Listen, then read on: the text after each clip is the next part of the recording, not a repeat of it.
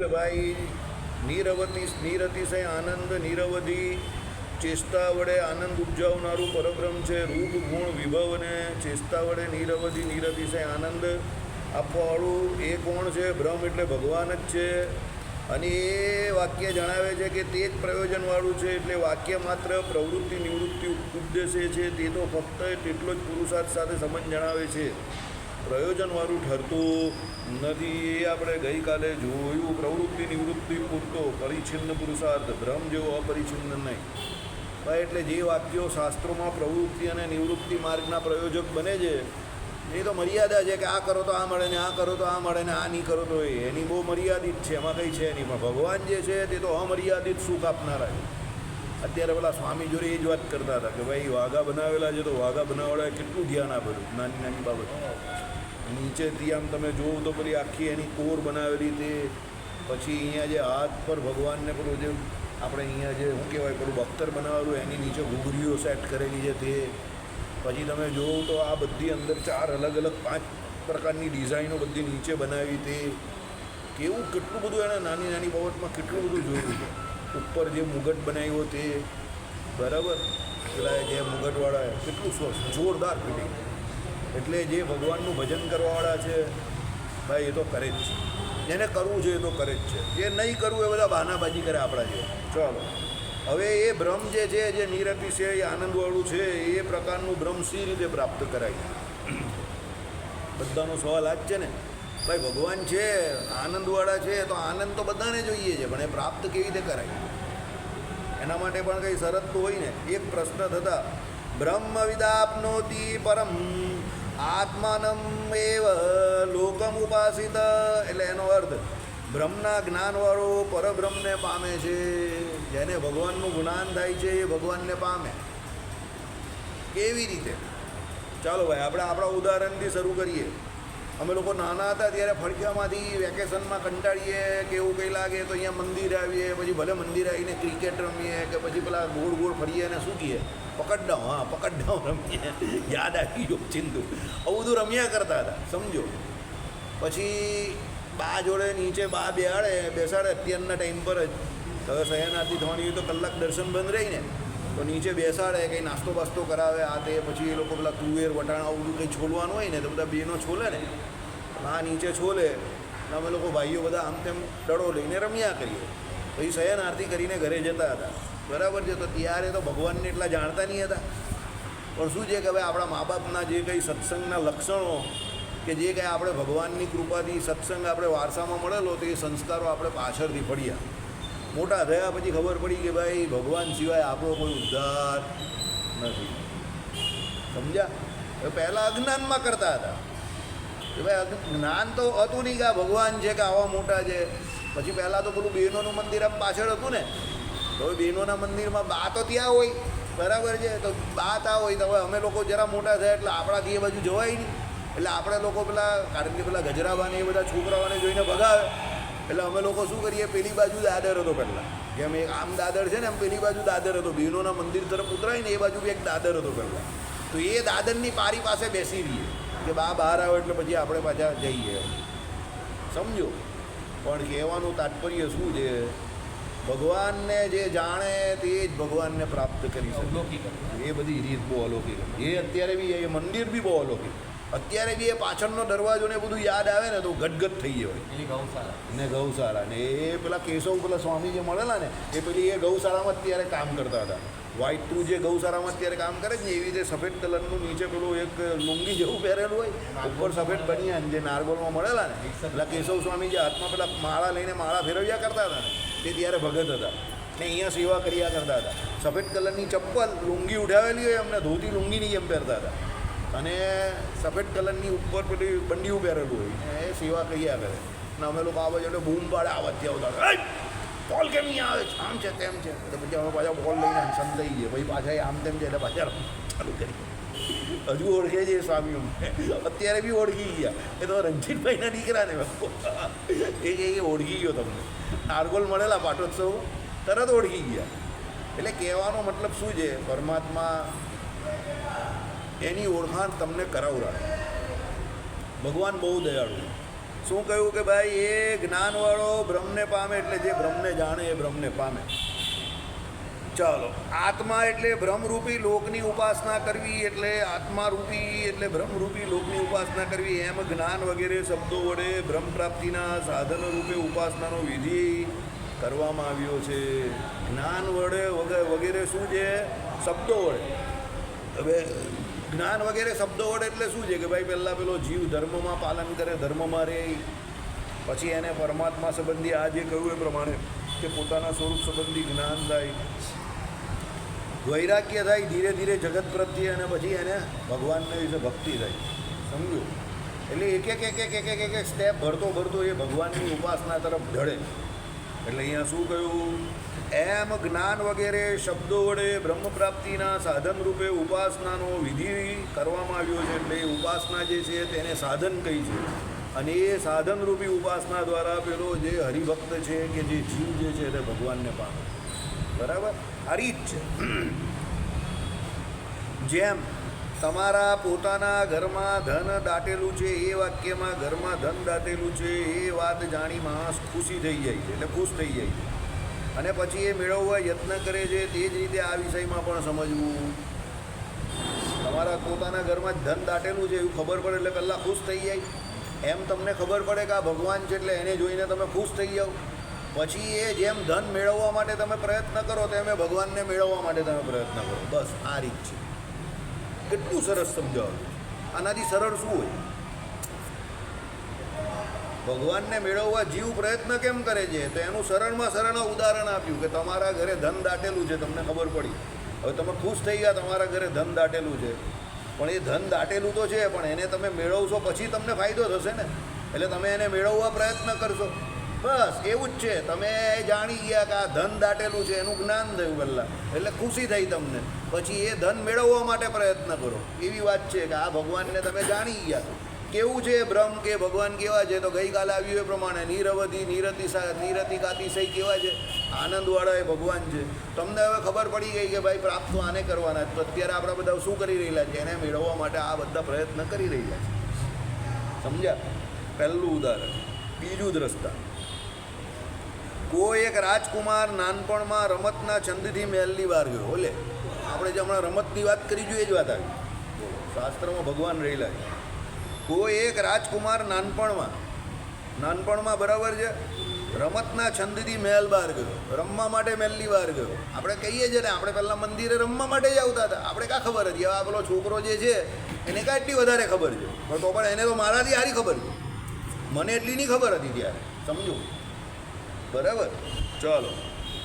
અને રસ્તો ભૂલ્યો અને ખોવાયો. શું થયું? રસ્તો ભૂલી ગયો, ખોવાયો. એ વાત રાજાએ જાણી છે. એ રાજકુમાર પોતાના પિતાને ઓળખતો નથી. કોઈક સારા બ્રાહ્મણ એને ઉછેર્યો, વેદશાસ્ત્રના અર્થો એને ભણાવ્યા. એ 16 વર્ષનો થયો. એ એના બાપાને રાજાને નહીં ઓળખતો, રાજા એને ઓળખે છે. એ કોઈ બ્રાહ્મણના ઘરે ગયો અને બ્રાહ્મણ એને વેદશાસ્ત્રનો શું પાઠ ભણાવ્યો. 16 વર્ષનો થયો. બરાબર?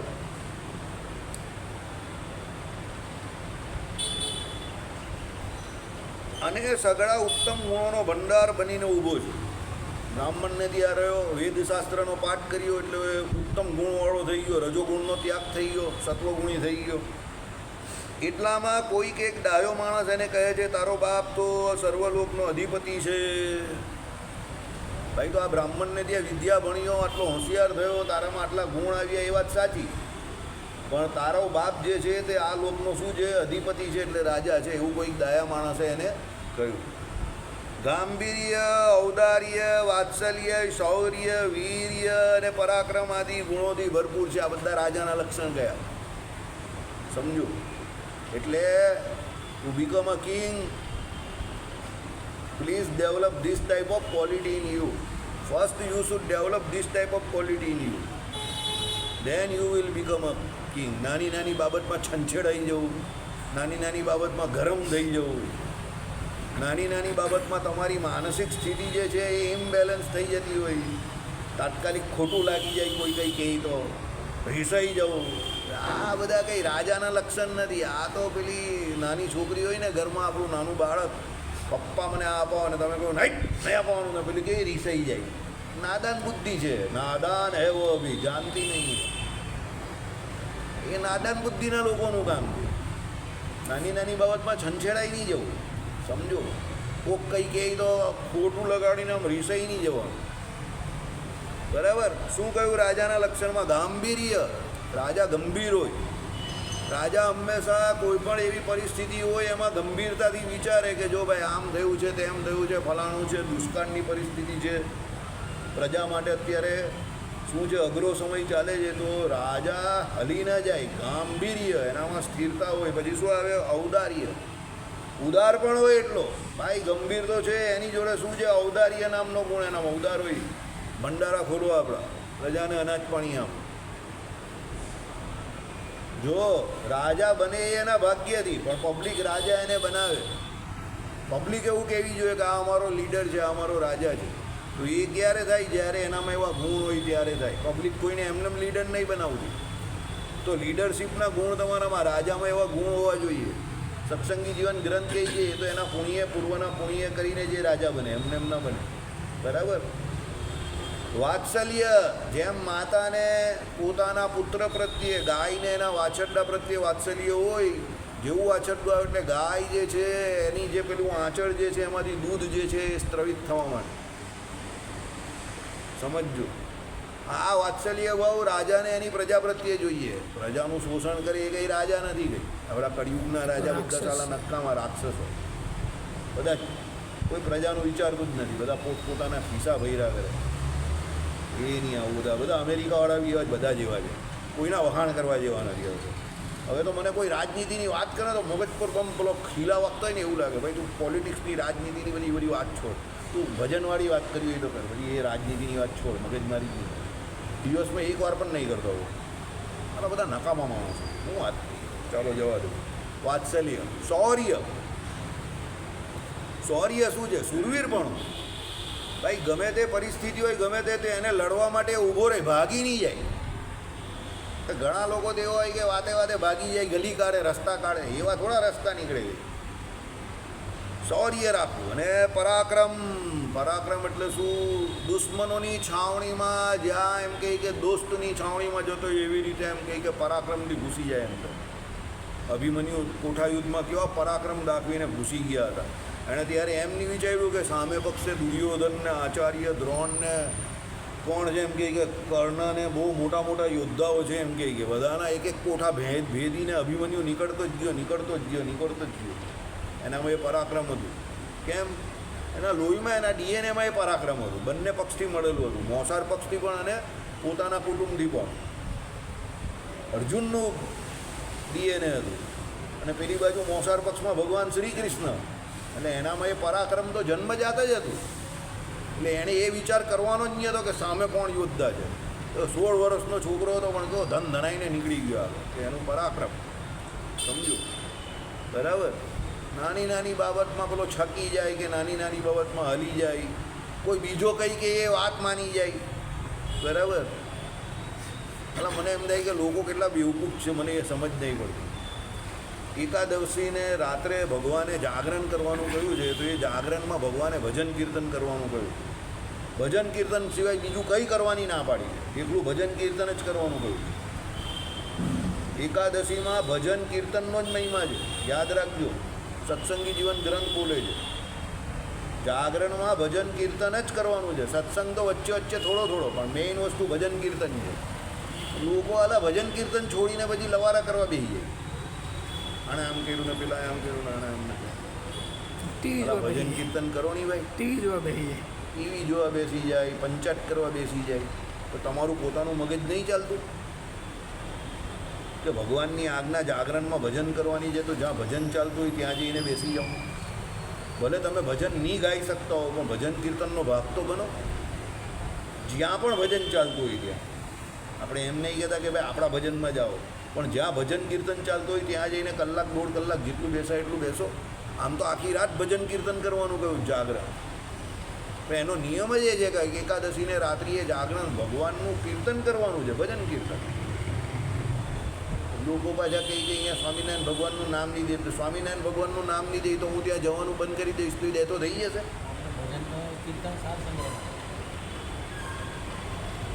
હું ત્યાં જતો બંધ થઈ જઈશ તો સ્વામિનારાયણ ભગવાનનું નામ દેતો થઈ જશે? એ તો હું ત્યાં જઈશ ને તો જ એને સ્વામિનારાયણનો ગુણ આવશે. અને લખીને આપું છું, એક દિવસ ત્યાં સ્વામિનારાયણની ધૂન પર ગવડાવીશ. હું જઈશ તો ગાઈશ ને, હું બંધ જ કરી દઈશ તો થોડી ગાવાનો છે? અક્કલ પડી કે ભેંસ પડી? હું તમારી જોડે કોમ્યુનિકેશન ચાલુ રાખું, વાટાઘાટ ચાલુ રાખું તો કંઈ ભવિષ્યમાં સુધારાની શક્યતા છે ને. વાટાઘાટ જ બંધ કરી દઉં તો કેવી રીતે સુધારાય તમને કે મને બેઉને? તો આ વાટાઘાટનો રસ્તો છે. આમ આપણે કહીએ કે ભાઈ સ્વામિનારાયણ ભગવાનનું નામ પાંદડે પાંદડે દેવાવું જોઈએ.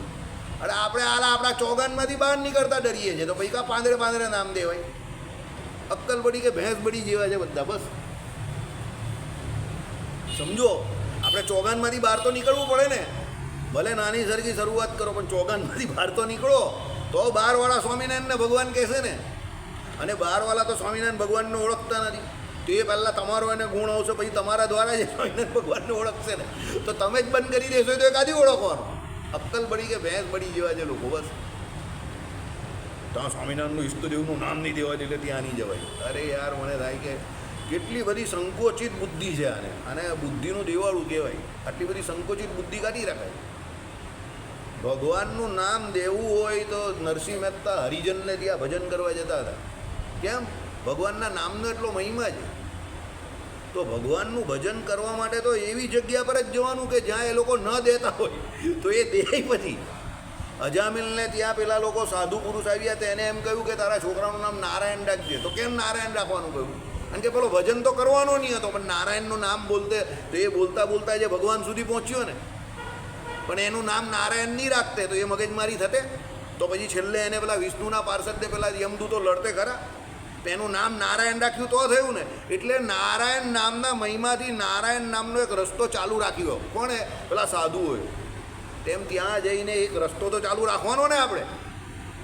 આજે એ પેલા છન્નું ને મનનું છે, કાલે કોઈ બીજા આવી ગયા તો આપણે પહેલે દિવસથી જ સ્વામિનારાયણ ચાલુ કરી દઈશું. એને કા ખબર છે કે પેલો નિગાહ દેતો હતો? આઈડિયા આવે જ કંઈ? અક્કલ વળી કે ભેંસ વળી? અક્કલ વળી. યાદ રાખો, માણસને બદલાતા વાર નહીં લાગતી. એકના તો પગમાં સોજા આવી ગયા ને એક તો ત્યાં ચાલ્યો ગયો ત્યાંથી. હવે બીજો બચેલો છે. સમજી ગયા? હવે આઈડિયા આવે જ તમને. એટલે બુદ્ધિથી કામ કરાય. બળ અને બુદ્ધિમાં હંમેશા બળનોની બુદ્ધિનો પ્રયોગ કરો. ભગવાને બુદ્ધિ આપેલી એનો પ્રયોગ કરો. એ પ્રયોગ કરવા આપેલી એને કબાટમાં નહીં મૂકી રાખવાની, નહીં તો કાટ ખાઈ જાય. બરાબર? ચાલો, એટલે શું કહ્યું કે ભાઈ આ બધા ગુણોથી તારો બાપ ભરપૂર છે. આ બધા ગુણો અનંત કલ્યાણકારી ગુણો ભગવાનમાં પણ છે જ. અને તે પોતાના સુંદર શહેરમાં તને ખોવાઈ ગયેલા છોકરાને જોવા ઉત્સુક થઈ રહ્યો છે. એ રાજા છે, એનો દીકરો ખોવાઈ ગયો તો એ રાજા એના છોકરાને જોવા માટે તો ઉત્સુક હોય જ ને. આ વાક્ય સાંભળતા વેત જ અરે ત્યારે મારો બાપ જીવે છે. પેલો છોકરો કે શું કહે છે? મારો બાપ જીવે છે, મારો બાપ સર્વ સંપત્તિથી સમૃદ્ધિવાળો છે. એમ એ નિરતિશય હર્ષ પામે છે. રાજાએ પણ સાંભળ્યું કે પોતાનો છોકરો જીવતો છે, સાજો છે, અતિ મનોહર દેખાવનો છે અને સઘળી વિદ્યા ભણેલો છે. તેથી એ પણ આનંદ પામે છે. પછી એ છોકરાને મેળવવા યત્ન કરે છે. પછી એ બંને જણા મળે છે. અહીંયા રાજાની જગ્યા પર કોણ છે? પરમાત્મા છે.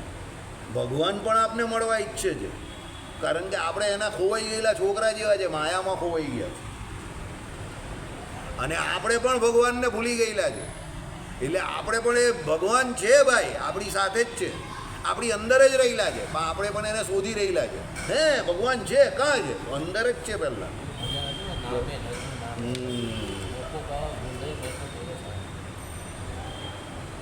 સમજો, પરમાત્માનો મનુષ્ય પુરુષાર્થ સાથે સંબંધ પ્રાપ્ત થાય છે અને તે જ ભીતિથી મદ્રાસના ભાષાંતરમાં તેના જેવો એમ અર્થ કરવામાં આવ્યો છે. ચાલો જવા દો. વળી તમે કહ્યું કે પરિનિષ્પન્ન વસ્તુ સંબંધી વાક્યનું પ્રયોજન માત્ર અમુક જ્ઞાન ઉપજાવવામાં જ રહેલું હોય છે.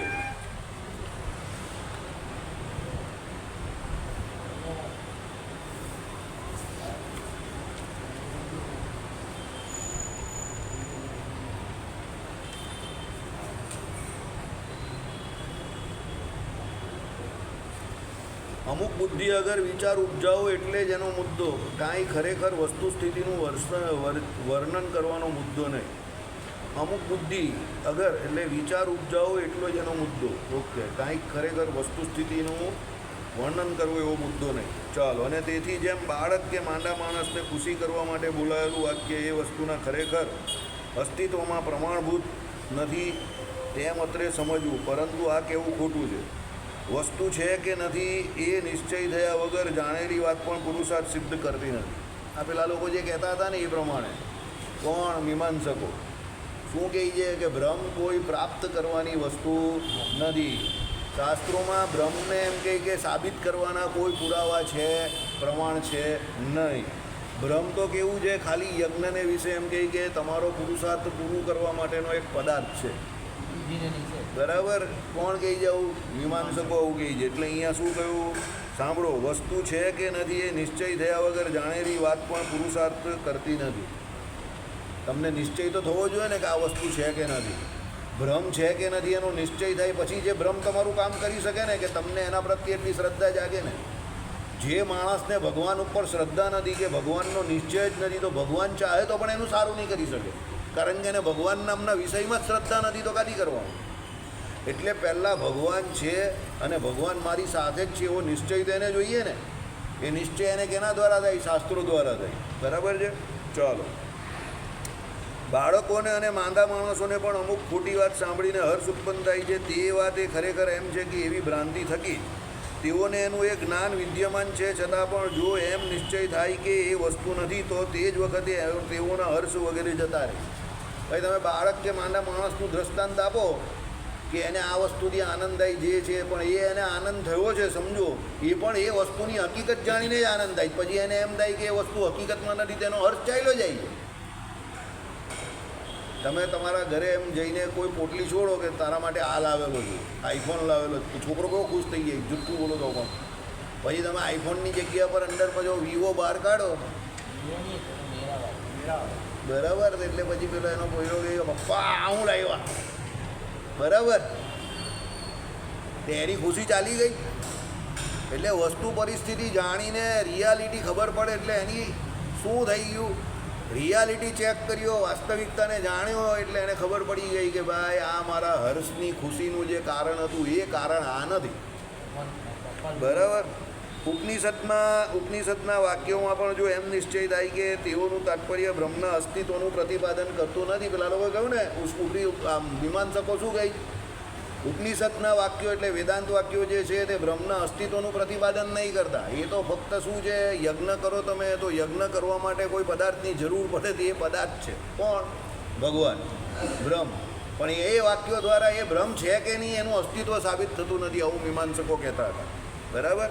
તો શું કહ્યું એના જવાબમાં? ઉપનિષદના વાક્યોમાં પણ જો એમ જ નિશ્ચય થાય કે તેઓનું તાત્પર્ય બ્રહ્મનું અસ્તિત્વ પ્રતિપાદન કરતું નથી, તો એ વાક્યથી બ્રહ્મ જાણ્યો છતાં પણ એમાં પુરુષાર્થ રહેલો નહીં જણાય. સમજો, તમે કહ્યું કે ભાઈ એનાથી એનું અસ્તિત્વ નથી, એનું અસ્તિત્વ સાબિત નહીં થતું, બરાબર છે. તો હવે અસ્તિત્વ ન સાબિત થાય, તો જેનું અસ્તિત્વ ન સાબિત થાય તો એ તમારા માટે પુરુષાર્થ થોડો બની શકે.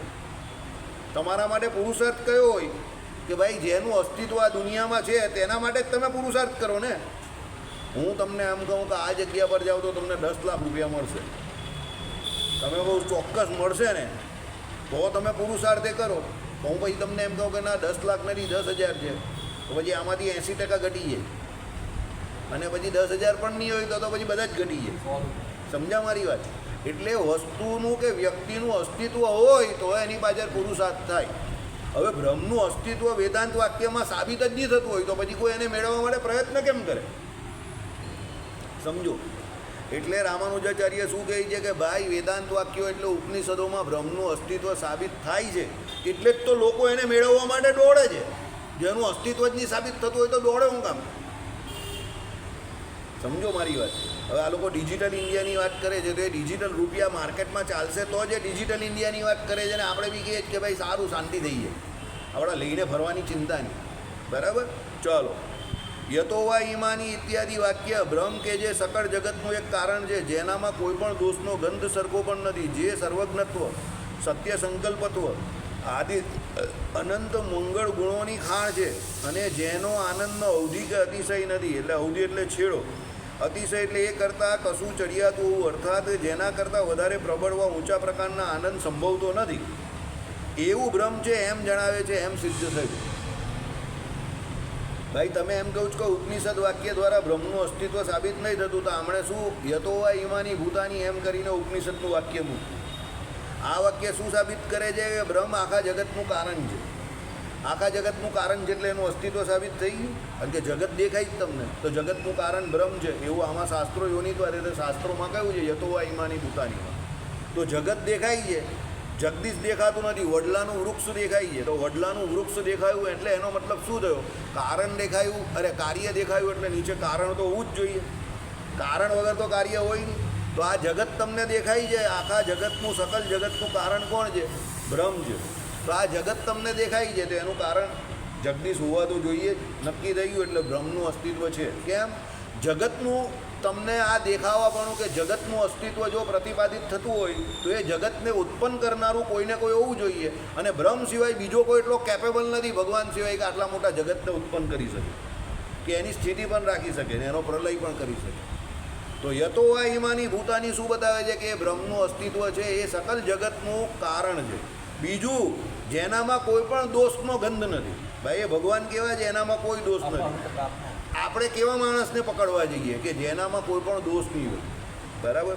ત્રીજું, જે સર્વજ્ઞત્વ સત્ય સંકલ્પ તો આદિ અનંત મંગળ ગુણોની ખાણ. ભાઈ આપણે કોઈની પાછળ આકર્ષિત કેમ થઈએ કે એનામાં અનંત કલ્યાણકારી ગુણ હોય કે કોઈ ગુણ હોય તો એ ભગવાનની અંદર બીજા અનંત કલ્યાણકારી ગુણો છે. બરાબર. અને જેના આનંદનો અવધિ કે અતિશય નથી. હવે એમાં પાછો નિરવધિ અને નિરતિશય આનંદ રહ્યો છે એવું બ્રહ્મ છે એમ જણાવે છે. એટલે વેદાંત વાક્યો બ્રહ્મના અસ્તિત્વનો ખ્યાલ આપે છે એટલું નહીં, પણ બ્રહ્મનું અસ્તિત્વ પ્રતિપાદિત કરે છે. અને એ બ્રહ્મ કેવું છે? તો આમાં જે કહ્યું એ પ્રમાણે ઇતિ સમન્વયાધિકરણમ એટલે સમન્વય અધિકરણ પૂરું થયું. ચતુસ્તુ સૂત્રી સમાપ્ત એટલે ચતુસૂત્રી સમાપ્ત એટલે ચોથું સૂત્ર અહીંયા પૂરું થયું.